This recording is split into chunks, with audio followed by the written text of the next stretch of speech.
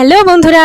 তো অনেকদিন ধরে তোমাদের সাথে কোনো ভ্রমণ কাহিনী শেয়ার করা হয় না, তো সেটাই আজকে শেয়ার করতে চলে আসলাম। তো এটা হচ্ছে আমাদের কক্সবাজার ভ্রমণ কাহিনী। যেহেতু ঢাকা শহর মানেই জ্যামের জন্য বিখ্যাত, সেই কারণে আমরা আমাদের নির্ধারিত সময়ের অন্তত 2 ঘন্টা আগে সবাই স্টেশনে এসে উপস্থিত হয়েছি। আর এই কথাটা তো তোমরা সবাই জানোই যে অপেক্ষার প্রহর যেন কাটতেই চায় না। তো আমরা অপেক্ষা করতে করতে বোর হয়ে যাচ্ছিলাম, এটা সেটা খেয়ে খেয়ে সময় পার করার চেষ্টা করছিলাম। তো যার যা স্টকে ছিল খাবার দাবার সেগুলোই বের করে আমরা খাওয়া দাওয়া শুরু করে দিয়েছিলাম। অবশ্য খাবার দাবারগুলো আমরা এনেছিলাম যে রাত্রে বসে বসে খাবো, কিন্তু এই যে 2 ঘন্টা অপেক্ষা করছিলাম তাতে আমাদের সবার ক্ষুধা পেয়ে গেছিল। বিশেষ করে বাচ্চাদের অবস্থা তো আরো কাহিনী। তো যার স্টকে যা ছিল সবাই বের করে আমরা খাওয়া দাওয়া শুরু করে দিলাম, এবং খাওয়া দাওয়ার পর বাচ্চারা তো আরো অতিষ্ঠ হয়ে যাচ্ছিল। সে কারণে ওরা বিভিন্ন রকম খেলাধুলা করে মোবাইল নিয়ে যে কোনো প্রকারে হোক সময়টা অতিবাহিত করার চেষ্টা করছিল। তো এইভাবে অপেক্ষা করতে করতে করতে করতে আমাদের সেই মহেন্দ্রক্ষণ চলে আসলো, মানে আমরা আমাদের ট্রেনের সিট পেয়ে গেলাম। তো দেখো, তোমরা দেখতেই পাচ্ছ এতক্ষণ অপেক্ষা করার পর আমরা সবাই মিলে বসার সিট পেয়ে যেন একেবারে আহ্লাদে আটখানা হয়ে গেছি। যাত্রা শুরু করার আগে আমরা যার যার পার্সোনালি প্ল্যান করেছিলাম যে আমরা সবাই ঘুমিয়ে ঘুমিয়ে রাতটা পার করে দেবো, কিন্তু না, তার হলো না। কারণ বাচ্চা কাচ্চারা এক জায়গায় থাকলে না তারা নিজেরা শান্ত থাকে,